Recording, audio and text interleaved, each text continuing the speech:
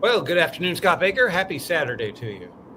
Indeed, it is. Here we are closing in on the holiday week for all kinds of things. And I'm sure everybody sort of has the end of the year in mind, big tasks that they need to get done next year. They're looking like we had a team meeting, our company, and there was all the 2026 plans.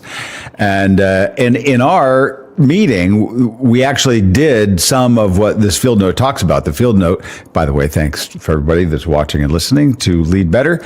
Our field note for today is when to form a task force to address a problem. A task force. This is field note 1647.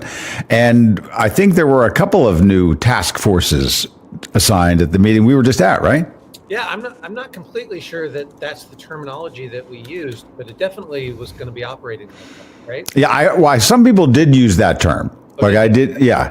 Even toward the end, there was a recap where somebody said, Randall, who's the task force on that? And what so there was a couple of references that way, and I think the distinction and the there's an interesting element in this field note about the difference between a committee and a task force. Things that are ongoing, things that are time delineated, and it might be like you have 90 days to do this, or it might be when you get this done, whether that's in 2 weeks or 2 months, then you dissolve, like the task force is over. But it is interesting in the field note that some organizations kind of do one or the other, and they like pretend the other one doesn't exist. Right. And so I think that that's the strong tendency, especially if you've been in an organization. I've been in organizations that are committee led on just about all decisions and operations. And those committees are things that members serve on for 1 or 2 year stints. And those committees hardly ever change, like the function and role and what the committees do inside the larger organization. But the people on them rotate off. And in order to keep that institutional knowledge, most of the time, as people are rolling off, you've got other people who are still on from before. So there's never a time where it's a brand new group of people all serving on a committee at the same time who don't know. That institutional knowledge is preserved by rotating those people. Sure. And then as a result, the whole flavor of an organization that is run by committee is one of maintenance, right? Yeah. We have a decision to make. The whole committee has to get together. The committee is definitely run by consensus, even though there might be other parts of the organization that aren't run by consensus.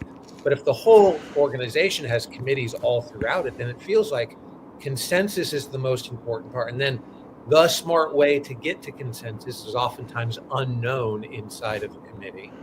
And so it just has a tendency to bog a lot of things down. There's advantages, but the disadvantages are very familiar with people who've been in those kinds of. Yeah. Have you seen a committee-filled organization yourself that you've been a part of? Yeah, I don't know that I've been in the kind of organizations where we had a lot of committee structure that way. In, I don't know, media businesses, well, one, they just kind of wanted to leave the journalists alone because we were the weird people down the hall. Right. And so, yeah, the sales department was on a different floor, and, you didn't really mingle with those people. So it's one of those things, though, that we do intuitively understand, right? We understand in the sense that, we have cabinet departments in government, but we also have presidential committees and commissions. I had a friend who was the executive director of the president's sort of task force on technology policy, decades ago. And those are smaller entities and maybe are time limited. Some of them continue, but I think that when you think of what is the thing that preserves the ongoing integrity of the organization, and what's the thing that actually allows refreshment and new ideas and specific things. And I think that's where the task force comes into play. And I think the field note is just trying to say, have you been thinking about this? Are there things that you've made into committees that just kind of grind along and they don't seem to get anywhere? Committees are important. And I think that in the same way that cabinet departments are, right? And so, but you do need to say there are things that we don't want to take outside of that sort of structure so that things can get done faster with more deliberation or with more not deliberation, but like more a higher degree of execution, where they actually have the power to do that. And so, like I think we had a team. This will be. I don't want to shock a lot of people, but if you've followed Admired Leadership for many, many years, and you're like, we have a perception of what really, really matters to Admired Leadership. Well, we changed our dental policy. Oh, yeah. Yeah. And I think there was a task force that spent the time to try to decide what our dental policy was going to be. And then they came back and they said, this is what it is. And even our head of finance at the end of the meeting yesterday was saying, here, I understand we're all moving to this. And from what I understand I don't think she said task force, but from the team that did this. So even she didn't have to sign off on it, right? It was like they were given the power to do it. And usually in our organization, it's usually 3 people, are set to do a particular thing. And I like the balance here of saying, you need to kind of have this idea in your organization. What's going to be the thing that is the ongoing, and what's going to be the thing that brings new life, new decisions, and that's actually sort of fundamental to the way things are, right? I mean even Thomas Jefferson, back when they were setting up the founding documents for the United States, said, times and things will change. Some things will need to endure. Some things will need to be updated. And sometimes the committee can't quite see their way to the update. So get the task force to get out there and do something new. Yeah, I see it as a scale between consensus building and command decisions. And then oftentimes in our organizations, as we try to figure out, well, how do we make decisions and get things done? We have a tendency to drift towards consensus building for all the reasons that consensus building is positive, right? You get buy-in from people. You're not surprising people along the way. You have the sense of people really feeling invested in those decisions, and so they make them in a way that you wouldn't necessarily have if it was all command decision. And so what? Okay, go ahead. Well, the spectrum that we have, we oftentimes as leaders would have a tendency to be like, okay, we are 3 degrees away from full consensus. Every once in a while, maybe we want to exert a little bit of tyranny just in order to make things happen. Right. So, well, and that's it. Right. In fact, that's the field note says that the debate and the lengthy process to compromise, the task force is like, we're not doing any of that. It says that the task force avoids that. Now, you kind of have to have a culture where the people that are on the committees and not on the task forces have to be a little bit okay, right? Yeah. You're going to have some real dissension and civil war inside the team. Yeah, your choice of who's on the task force then becomes a practical nature of like, okay, if we were going to do this by consensus, who would probably be the 3 loudest voices in the room anyway? Maybe those 3 should be the task force. They hammer it out. The rest of us would probably trust their opinion anyway. So it might be best that those 3 who would be the loudest in the room, the experts, the people who have the most experience in this field, let the 3 of them like come to the best decision, and then just deliver back to us what it is. Now, that doesn't preclude the task force from doing some of the things that we've talked about in our previous field notes. Like bringing people along is a big deal, even to the task force, even though they have the authority to be a little bit tyrannical, right? They have the freedom to be able to just make these decisions and go, but still might need weigh-in and buy-in from people so that if you're going to be using them, make sure you make the announcement first to them instead of to everybody, right? There's all kinds of things that the task force still needs to follow good precedent, good practice. Well, let's go to this side part in the field note that talks about this. It uses the word interestingly. Organizations with a tradition of establishing committees rarely use task forces. And why would they not do this? Well, they're trying to, and it says this, they prefer not to distinguish between experts. They don't want to elevate one problem over another. We're dealing with all these things with our committees. And they prioritize the benefits of stable membership, regular meetings, oversight over real, management issues. And you'll be like, Well, those are all good things. Yes. Right. I've Why been would in you be? mainly committee-run organizations, and I know that when I was serving on a specific committee, that there are 2 rounds of people that were before me who served on the committee who are no longer on the committee, and I still have their voice in my head to not change too much. Right. We would have the ability to, the 7 who currently serve on this committee.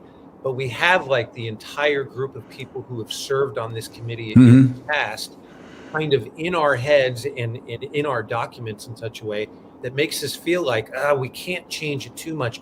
We're going to be ruffling their feather. They're not even on the committee, but we still felt the pressure to not change anything. And I think that's common in most committee-run organizations. And that's really the kind of thing that we get teased for as well in committee-run organizations, is that things never change. You're just talking. Yeah, right. If you really want change, it's not going to happen inside a committee. So, and in the organization you were thinking of with the committees, was there ever a task force? No, and that's the point that I meant to bring up at the end here. That's exactly right. The concept of like, can we just assemble something to get something done real quick?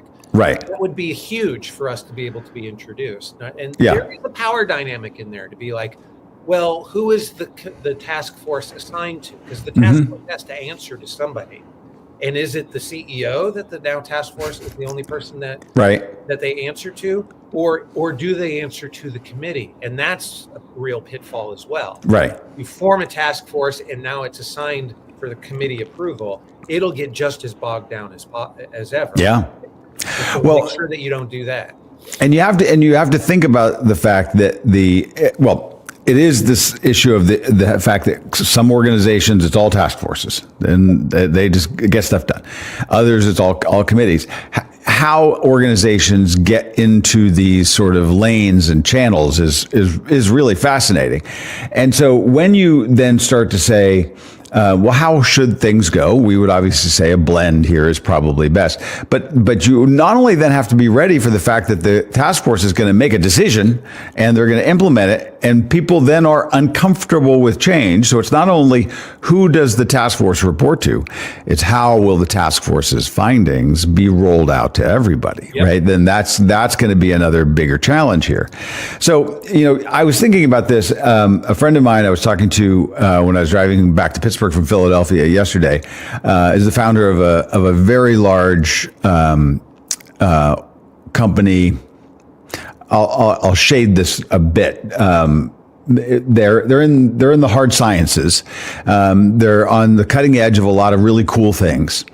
And there's 3 founders, although I believe my friend came before the person who actually is the CEO. That person had better qualifications for that. My friend's the chief technical officer. And they were featured on one of the biggest podcasts recently, like in the last couple of months. And I wanted to understand a little more about what they do because it's very complex. And so I was listening to it. And so on the phone call, I said, so between you and the other 2 founders, how do you decide who does what? Like, what's the division of roles here? Now, I was sort of thinking it was going to be, how there's always the legendary story around PayPal, and when Peter Thiel and Elon and other people that were all involved in the early days of that there was everybody had one job. Right. So each of the 7, founders had sort of, you do this, you do this, you do this. And Peter Thiel has written and said for a long time that was the key to the success of PayPal, was that everybody knew exactly what they were supposed to do. And they did that. And they had the power to do those things. And you hear other organizations where it's different. So like in my friend's case, I was expecting to hear, well, so-and-so does this, I do this, and then the other guy does that. He said, thing to base it on, well, we're doing it just like PayPal did. And this is a company that has, I don't know if they have thousands of employees, but they certainly have upper hundreds of employees. And he said, well, it actually just really depends on what needs to be done. And he said, so-and-so tends to do this, I tend to do this. But it really is, what's the exact focus of the challenge of that moment, and then who takes the lead on that is a little more fluid. Yeah. And that's kind of interesting because in a That's a way, great way to do it. even as a founder, there's a little bit of a task force mentality around the way that they tackle big problems that might be different from another organization.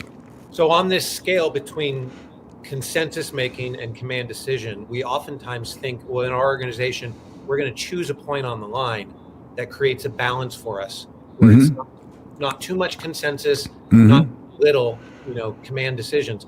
And what your friend is saying is like, no, we need that on a sliding scale where we're not choosing a point on that line ever, but that we have the freedom to move it up and down. Right. And then if for a season we are super command decision heavy and we just create a lot of task force simply because we recognize there's lots of temporary problems that we're trying to solve, then you have the freedom to do that. And then if you're going to come back to equilibrium and be closer to consensus building at a different time, that's fine as well. Yeah.